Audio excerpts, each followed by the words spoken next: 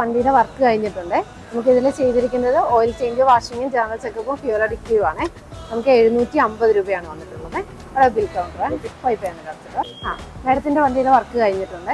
അതിൽ ചെയ്തിരിക്കുന്നത് oil change, washing, general ചെക്കപ്പും ക്ലച്ച് റോളിങ്ങും ഫ്യൂൽ അഡിക്റ്റീവ് ആണ്. 1520 രൂപയാണ് വന്നിട്ടുള്ളത്. 1520. നേരത്തെ കസ്റ്റമറിന് ഈ സെയിം ഡീറ്റെയിൽസ് അല്ലേ പറഞ്ഞു കൊടുത്തത്, പക്ഷേ ഇത് കൂടുതലാണല്ലോ. എന്താ ആ കസ്റ്റമർ AMC എടുത്തുകൊണ്ടാണ് 750 രൂപ മാത്രം പേയ്മെന്റ് വന്നത്.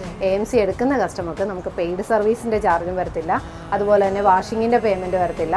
അഡീഷണൽ വർക്കിനുള്ളതിന് ലേബറിൽ 10%, സ്പെയറിൽ 5% ഡിസ്കൗണ്ട് വന്നിട്ടുണ്ട്. ഇതെല്ലാം ഡിസ്കൗണ്ട് കഴിഞ്ഞിട്ട് മാഡത്തിനും AMC എടുത്തിട്ടുണ്ടായിരുന്നെങ്കിൽ 750 രൂപ മാത്രമേ പേയ്മെന്റ് വരത്തുള്ളായിരുന്നു. ഇപ്പോൾ AMC ഇല്ലാത്തതുകൊണ്ടാണ് മാഡത്തിന് ഈ 1520 രൂപ പേയ്മെന്റ് വന്നിരിക്കുന്നത്. മാഡം ഇപ്പോൾ AMC എടുക്കുകയാണെന്നുണ്ടെങ്കിൽ അടുത്ത സർവീസ് മുതൽ മാഡത്തിന് ഈ 750 രൂപ പേയ്മെന്റ് മാത്രമേ വരത്തുള്ളൂ. മാഡം ഇപ്പോൾ AMC റിന്യൂ ചെയ്യുന്നുണ്ടോ? റിന്യൂ ചെയ്തേക്കട്ടെ. കേട്ടോ, പേയ്മെന്റ് അടയ്ക്കാവേ.